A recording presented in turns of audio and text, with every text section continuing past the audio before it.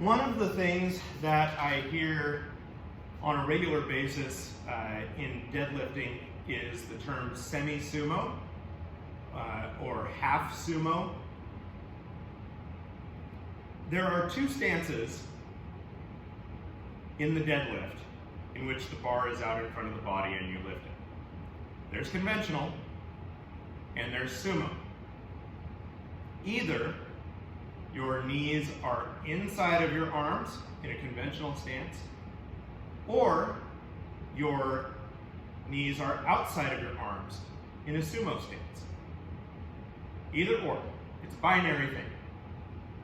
So, if I have a squat width stance and my hands are outside, this is not a strongman deadlift, even though a lot of strongman and strongwoman competitors deadlift that way. This is a conventional deadlift. If my feet are the same width and my grip is just inside, this is a sumo deadlift. It doesn't have to be out here to be a sumo deadlift.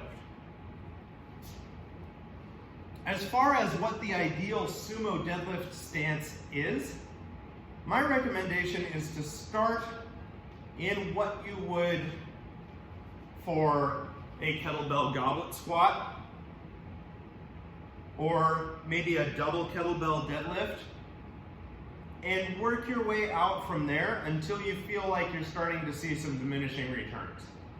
Because there's going to be a sweet spot where the muscle action of the legs and the muscle action of the hips comes into a balanced and near maximal relationship, and you're going to be able to move a serious amount of weight.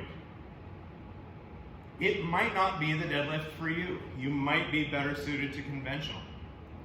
It might be the only deadlift for you. You might be ill-suited to a conventional deadlift. Whichever one you're most suited to, train towards that lift. But use specialized variety exercises to shore up your weaknesses. If conventional is a restriction for you and it's because of hamstring length, work on your hip mobility and tissue quality and see if you can get into a conventional deadlift. If sumo is not your thing because it's going to be fine. You're going to be able to do some kind of sumo deadlift because you've already done a kettlebell deadlift. So some kind of sumo deadlift is going to be fine.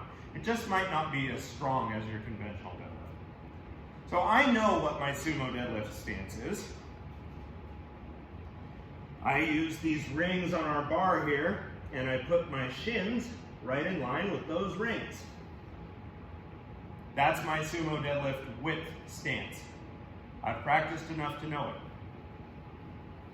Now, the sumo deadlift is not only a hip hinge, unless you're doing some weird sumo Romanian deadlift, which is fine if you're going for a strange kind of training effect, or if you're going for muscle mass, or if you need to pattern a hinge with a wide stance for some reason. Maybe you're a bull rider, I don't know. It's not entirely a squat, although it's closer to a squat than a hinge when performed usually to its maximal effect. So there's going to be a combination of hip hinge and knee flexion tending toward more knee flexion. Now, once I get my grip width, it's all the same stuff.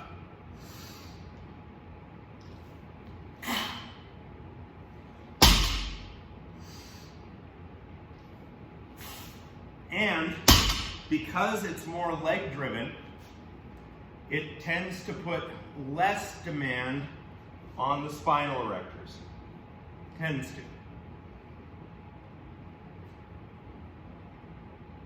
The thing I've noticed with conventional deadlifting in practice is that once the weight gets heavy, it starts to feel heavy. The thing I've noticed with sumo deadlift is lightweight feels heavy, moderate weight feels heavy, heavy weight feels heavy, limit weight feels heavy. They all feel the same. It's just kind of an awkward position from which to get started.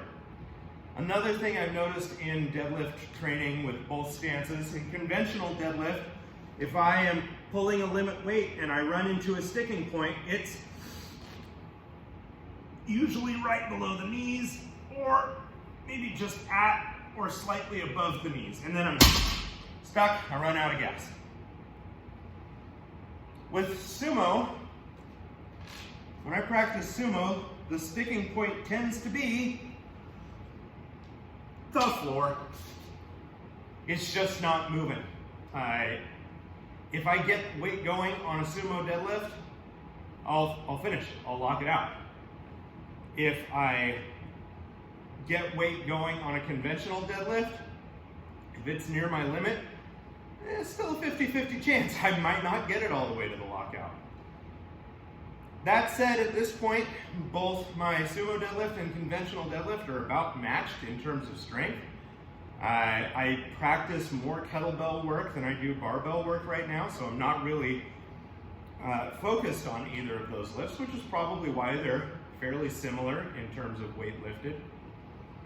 After a training cycle of sumo deadlift, I might be able to move a little bit more weight there. After a training cycle of conventional, I might be able to move a little bit more weight there. They are both wonderful. They should both be trained in some capacity once you reach the essential mobility requirements. And it's just such a primal movement. To leave it out of your training is to deprive yourself of one of the more wholesome experiences that an adult human being can experience. So deadlift, one way or another.